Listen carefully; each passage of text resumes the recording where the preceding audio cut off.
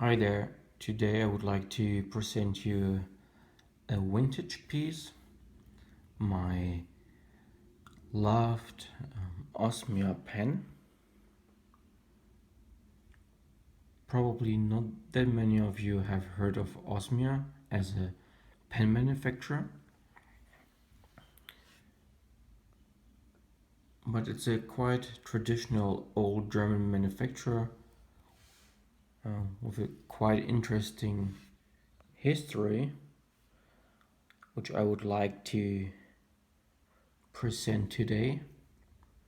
So this fountain pen, it's also a piston filling fountain pen, is co-branded by FABER-CASTELL.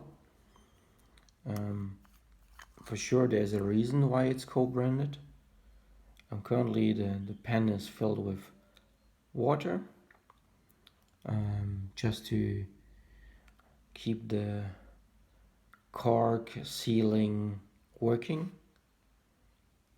If there's nothing inside, no water or no ink, the cork sealing will shrink and then you have a leakage problem. But yeah, for storage reasons I put distilled water inside. So let's have a look at the nib.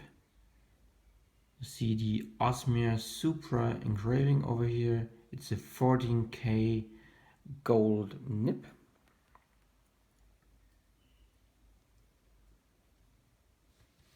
Piston filling mechanism, so you have a cap to unscrew, and this is the mechanism to fill the pen with ink, which I will show you later.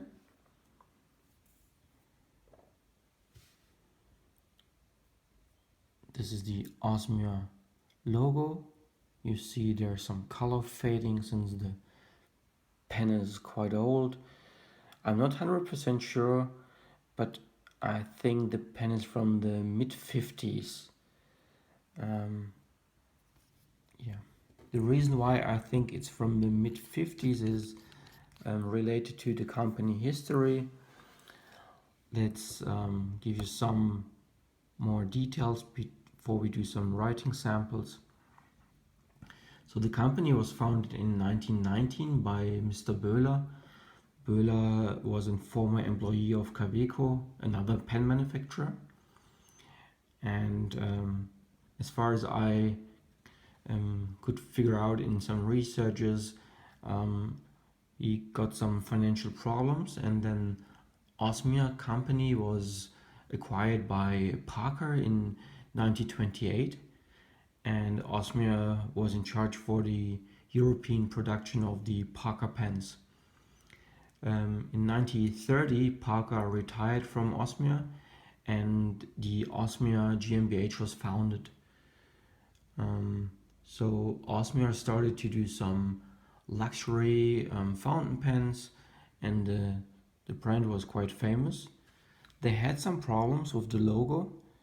The logo is quite similar to the logo of Montblanc, or the old former logo was quite similar, so they had some discussions with Montblanc, but that was sorted out. Unfortunately, then the Second World War started, and there was almost no business in selling fountain pens. So that within the war years, business was somehow limited, and Faber-Castell was already starting to buy some shares of Osmia. So in 1935, Faber-Castell started to do some Osmia acquisition, and then everything was stopped due to the Second World War. And after 1946, the production was restarted, and Faber-Castell also restarted to complete the acquisition of Osmia. And the pen is highly probable made in this period. So mid-50s, this is what I expect. And Faber-Castell decided to use this co-branding, this Osmia co-branding, until the beginning of the 60s, and then the Osmia brand totally disappeared.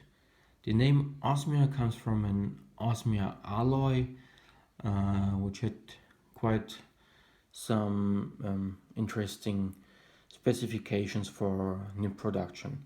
So this is what I know about the name.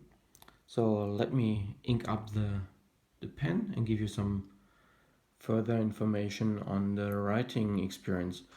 I will use Mont Blanc Royal Blue ink to ink this up. Yeah, let's see how it works. So let's ink it up to inside.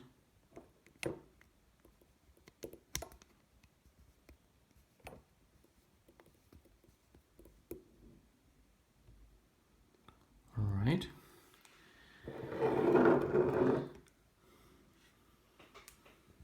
So for cleaning, I always use a cotton textile. Now it's inked up. Closing the cap. Here we go. So this is the Osmia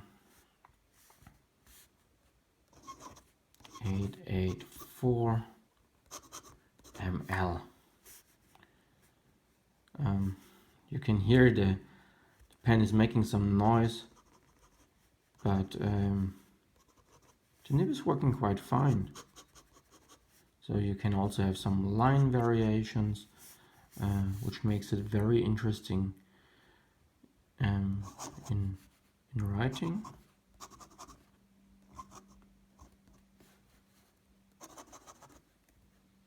So it's a vintage piece. I would not expect the same smoothness than of a brand new pen, but yeah, I really like it. It has some quite nice history.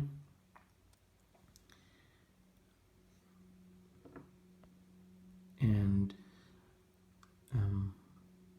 I was quite lucky in finding specialists or a specialist for doing some repairs on this pen. So the cork sealing was done after 50 years, and in Germany we have a so-called watch doctor, and he's really an expert in changing it with original cork sealing.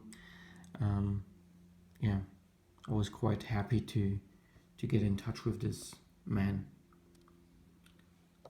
I hope you enjoyed my short introduction of the Osmia Supra, and see you soon. Bye bye.